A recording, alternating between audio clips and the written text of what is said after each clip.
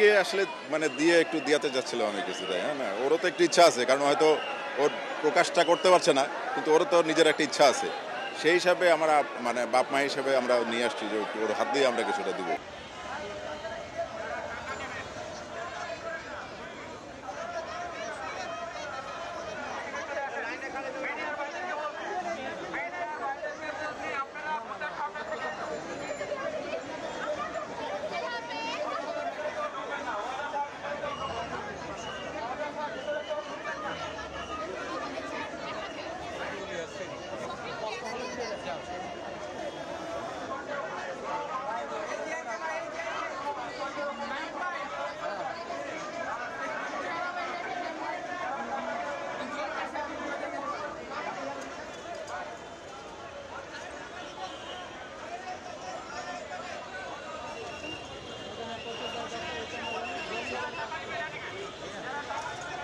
আজকে আলহামদুলিল্লাহ আমরা আজকে তৃতীয় দিনের মতো এখানে আমরা যে ত্রাণ কর্মসূচি সংগ্রহ সেটা কিন্তু করে যাচ্ছি। তবে আমরা এখানে প্রচুর পরিমাণে সব কিছুই পাচ্ছি, তবে আমাদের এখন যেটা ঘাটতি সেটা হলো শিশু খাদ্য।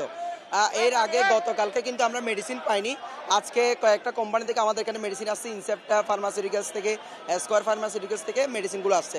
তো আমরা মেডিসিনগুলোকে এখানে যেটা দুইতলায়, আমরা দুইতলায় সেখানে ভাগ করতেছি, আর যেগুলো এমনি আদার্স কাপড় চোপড় বা যে খাদ্য সামগ্রী সেগুলো কিন্তু আমরা ওখানে টিএসসির মাঠের মধ্যে করতেছি। গতকালকে 50টা ট্রাক মানে ওখানে গেছে, ফেনীর দিকে গেছে।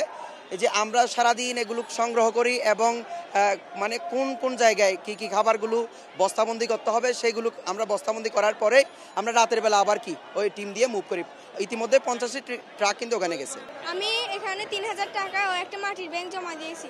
আমি ছোটবেলা থেকে কয়েন জমানোর খুব শখ ছিল, কিন্তু যখন দেখি বাংলাদেশের মানুষের অবস্থা, আমি এগুলা আমার খুশি হয়েছি যে এগুলা আমি এখানে জমা দিতে পেরেছি। আমি দেশের মানুষের জন্য কিছু করতে পেরেছি ভেবে আমি অনেক আনন্দিত।